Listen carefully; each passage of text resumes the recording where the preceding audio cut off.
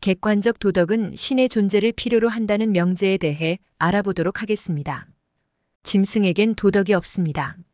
사자가 얼룩말을 죽이는 것은 사자가 생존 본능으로 죽이는 것일 뿐 얼룩말을 살해했다고 우리는 말하지 않습니다.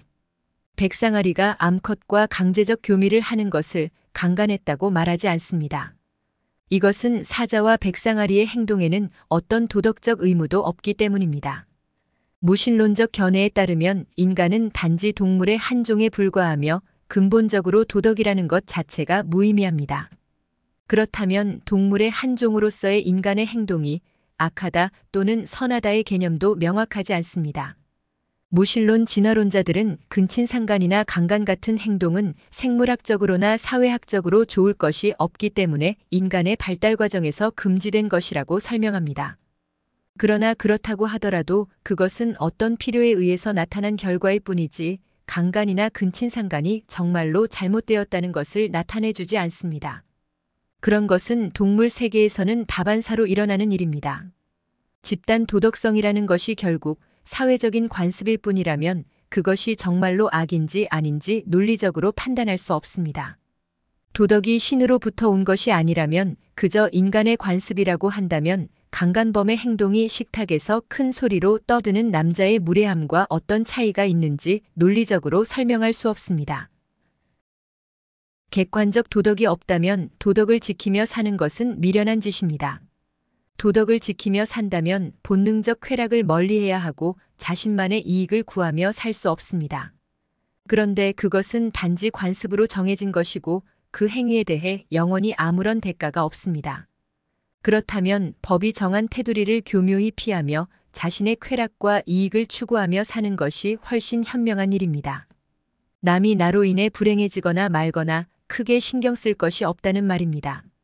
살다가 죽으면 그만이고 객관적 도덕 법칙이 없다면 남이야 어떻게 되든 나만의 쾌락을 즐기며 남에게 밀리지 않고 부를 즐기며 권력을 부리며 사는 인생이 바람직한 인생일 것입니다. A는 그렇게 자신만의 이익을 구하며 성적 쾌락을 즐기며 부자로 또 권력을 가지고 남의 눈에 피눈물이 나던 말던 자기만을 위하여 즐기며 살다가 죽었습니다.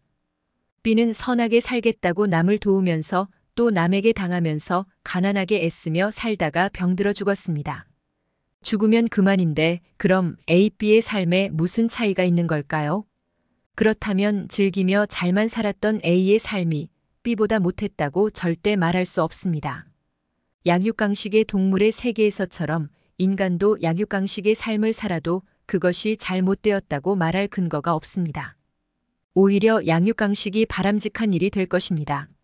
짐승처럼 말입니다. 그것은 A의 삶을 판단하는 근거가 되는 객관적 도덕이 존재하지 않기 때문입니다. 만일 우리의 삶이 무덤에서 끝난다면 히틀러처럼 살든 테레사 수녀처럼 살든 아무런 차이도 없게 됩니다. 러시아 작가 토스토예프스키가 옳게 지적했습니다. 만일 영혼 불멸이 없다면 모든 것이 허용된다. 죽음이 마지막이라고 한다면 우리가 어떻게 살든지 문제될 것이 없다. 자기 희생의 행동들은 무신론적 자연주의적 세계관으로 볼 때 특별히 어리석게 보여집니다.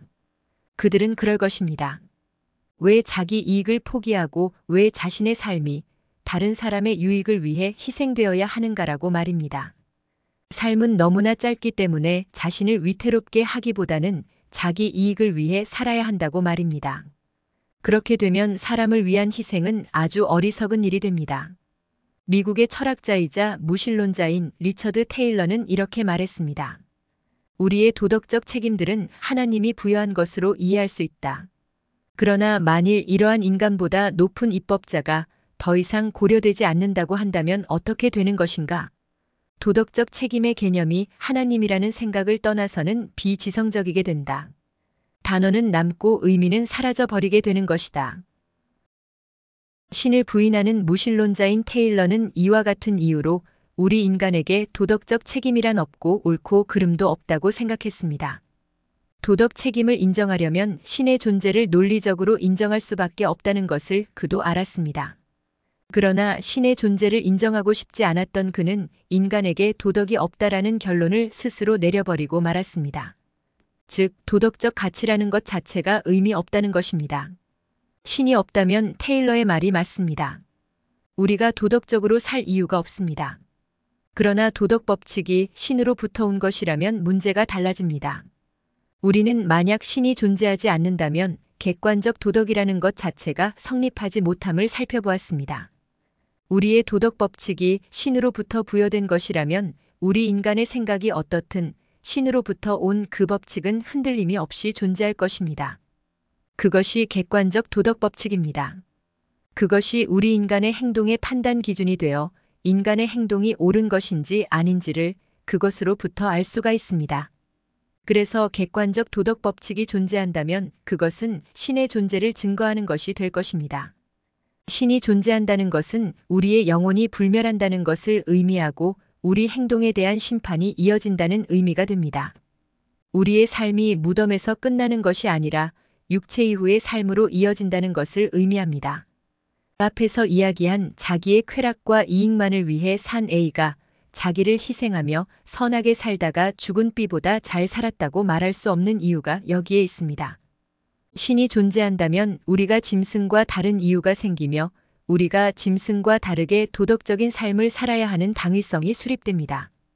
결론적으로 만일 하나님이 존재하지 않는다면 어떠한 객관적 도덕 가치도 존재하지 않을 것이라고 생각하는 것은 타당하며 또 우리가 어떻게 살고 행동해야 하는지에 대한 어떠한 도덕적 책임도 없다고 말하는 것은 타당합니다. 그러나 만약 객관적 도덕 가치와 의무가 존재한다는 것을 인정한다면 우리는 하나님의 존재를 믿을 수 있는 좋은 증거를 갖게 됩니다. 우리는 하나님 없이는 진실로 선하게 될 수 없습니다.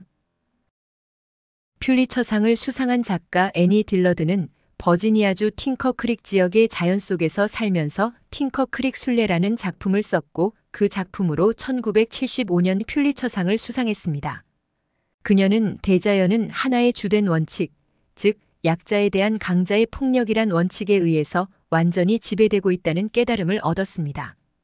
애니 딜러드는 대자연이 온통 폭력이란 기반 위에서 움직임을 목격했습니다. 그런데도 우리는 힘센 인간들이 혼자서건 때를 지어서건 약한 인간을 죽이는 게 잘못이라고 불가항력적으로 믿고 있습니다. 폭력은 자연 세계에서 자연스러운 것인데 왜 인간만 자연에 속해 있으면서 아니라고 하는 걸까요?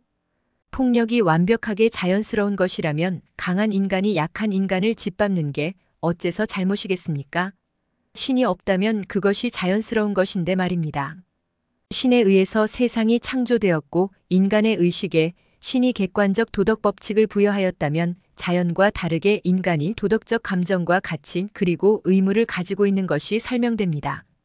폭력이 지배하는 세상에서 오직 인간만이 이타심을 발휘하고 도덕의 가치와 의무를 가지고 있다는 것은 바로 신의 존재를 증거하는 것입니다. 이어지는 강좌에서 도덕적 신존재 논증의 전제 2. 객관적 도덕 가치와 의무는 존재한다에 대해 좀 더 알아보도록 하겠습니다.